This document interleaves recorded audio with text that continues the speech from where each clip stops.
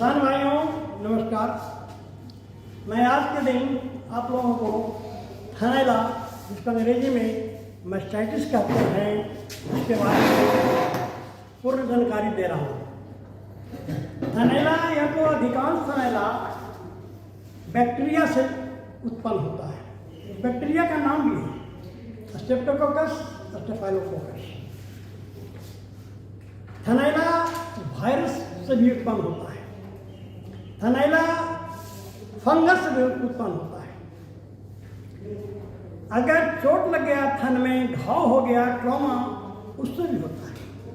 गंदे हाथों से भी थनैला हो सकता है। अभी तक थनैला का वैक्सीन नहीं बना बचाव के लिए। इसका यही कारण है कि ये बैक्टीरिया से भी होता है, वायरस से भी होता है, फंगस से भी होता है, चोट लगने, ट्रॉमा से भी होता है। इस कारण से इसका अभी तक वैक्सीन नहीं बन पाया पूरे विश्व में। लेकिन बचाव तो करना है। थनैला हो गया तो इलाज तो करना है। तो पहले हम बचाव के लिए हम जानकारी दे रहा हूँ। बचाव के लिए हम लोग ऐसे समझें कि जब दूध में निकालता हूँ थन से, वही रास्ता है बैक्टीरिया या वायरस को प्रवेश करने का। वो जो थन का रास्ता जो है दूध निकल रहा है, वो 20 से 25 मिनट में स्वतः बंद हो जाता है। ये हम लोग पहले से भी जान चुके हैं कि दूध 5 से 7 मिनट में थन से निकाल लेना चाहिए।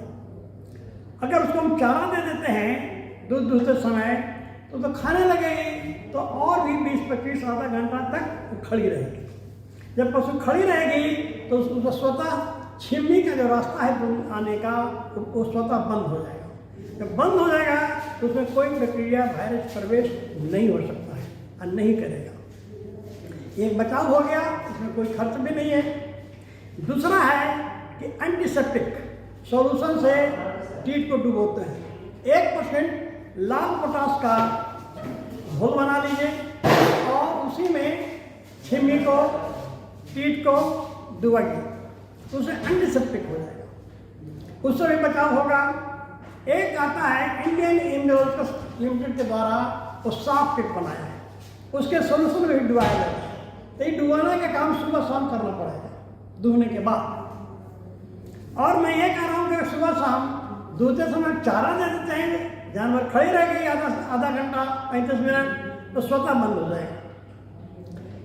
गंदगी से आपको जरूर बचाना होगा गाय को। गंदे जगह से भी ये बीमारी फैलती है, बैक्टीरिया, वायरस उत्पन्न होता है। तो गंदगी से बचाना है, साफ सुथरा हाथ से ही धोना है। और दूसरे समय खाली थन को नहीं, पूरा बैक हाइंड क्वार्टर को साफ करना है। पूंछ से लेके पीछे का जो हाइंड क्वार्टर है, सबको सफाई करेंगे, क्योंकि उसी समय बैक्टीरिया का मौजूदगी होती है। सफाई करके साफ सुथरी जगह में साफ सुथरा हाथ से दूध निकालने का काम किया जाता है, ताकि थनैला ना हो। थनैला ज़्यादातर दुधारू पशु में होता है। जो अधिक दूध देती है उसमें ज़्यादा थनैला होने का डर है। अब मान लीजिए थनैला का पहला एक है सब क्लिनिकल। तो सब क्लिनिकल में आपको किसान भाइयों, आपको ये देखने को मिलेगा कि एकाएक दूध कम हो गया। मान लीजिए एक थन से दूध निकल रहा था 4 लीटर 5 लीटर, अब कैसा लगा कह रहे 2 दिन पहले तो 5वां दूध तो आज हो गया 1.5 लीटर 2 लीटर। बाकी थन में दूध अभी सही सलामत है। ऐसा आपको लगे तो ये सब क्लिनिकल मैस्टाइटिस का एक प्रमुख लक्षण है। अब सब क्लिनिकल मैस्टाइटिस को और कैसे समझेंगे, ये तो आपके ध्यान में आ गया। उसके लिए कोई भी डिटर्जेंट, हम सर्फ एक्सेल का नाम यहाँ ले रहा हूँ, सर्फ एक्सेल का 3% सोल्यूशन बनाइए, मतलब 100 ml पानी में 3 ग्राम, और 100 ml उसी में जो थन से दूध ड्रॉप किया है, जिसको सब क्लिनिकल मैस्टाइटिस के लिए हमको जांच करना है, वो दूध मिलाइए और 2-3 मिनट 4 मिनट तक उसको हिलाइए, तो उसमें थक्का जम जाएगा, गाढ़ा हो जाएगा। तो समझिए कि इसमें सब क्लिनिकल मैस्टाइटिस है। और जिसमें नहीं है, जिस थन में, वो गाढ़ा दूध नहीं होगा। ये अब जान गए। जब जान गए तब इलाज करना होगा। इलाज करने के लिए सब क्लिनिकल मैस्टाइटिस में मैं पहले एक, ऐसे तो सारा जो बैक्टीरियल बीमारी है सब एंटीबायोटिक से ही ठीक होता है।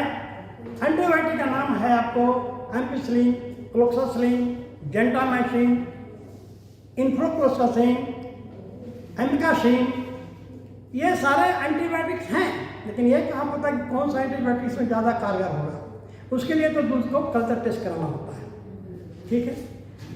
और ऐसे भी लोग देते हैं तो जनरली आपको जेंटामाइसिन, एमिकासिन ज़्यादा कारगर होता है, ऐसा देखा गया है, तो अनुभव के आधार पर मैं बता रहा हूँ। अब एक इसके बाद दूसरा क्या इलाज है? दूसरा ये है दिन में 3 या 4 बार दूध निकाल लीजिए। सबक्लिनिकोमास्टाइटिस है, इसका दूध थाने में बिल्कुल नहीं छोड़िए जिसमें इफेक्टेड थाना है। और भी क्या करेंगे हम लोग कि एक आयुर्वेदिक इलाज बताता हूँ। आयुर्वेदिक इलाज ये है, एलोवेरा सब जानते हैं। एलोवेरा का ले लीजिए 250 ग्राम, उसमें 50 से 100 ग्राम हल्दी का पाउडर, 15 ग्राम चूना मिला के पेस्ट बना लीजिए और 200 ml पानी में घोल लीजिए। और घोला हुआ जो घोल बन गया, अब उसको दिन में थन में लगाइए 8 से 10 बार, ऐसा लगातार 4-5 दिन करिए।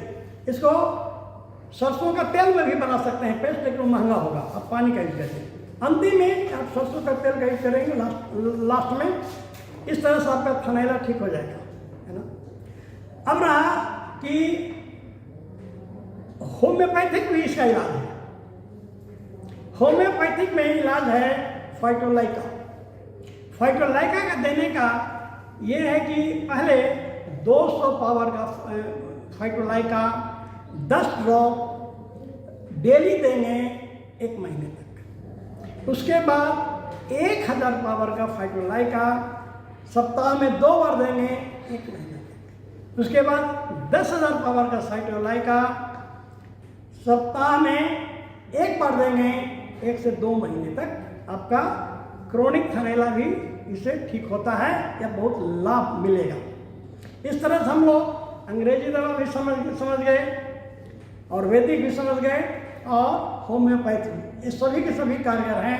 अब सुविधा अनुसार आप इस्तेमाल कर सकते हैं। अंग्रेजी दवा में मैं थोड़ा सा और एक बार बता दूं कि एंटीबायोटिक तो देना ही है, ठीक है, इसके साथ में बाहर से जो लेप दीजिएगा, एंटीबायोटिक दीजिए, ये जो एलोवेरा का जो दिए, एलोवेरा हल्दी चूना का जो लेप है वो थन को दर्द को कम करेगा, सूजन को कम करेगा। ये बाहर से लगाइए, एंटीबायोटिक दीजिए ताकि वो बैक्टीरिया हमारा जिससे बीमारी उत्पन्न किया है थनैला का वो सही हो जाए, ठीक है। धन्यवाद, आज के लिए इतना ही, बाकी हम अगले वीडियो में हम लोग जानेंगे।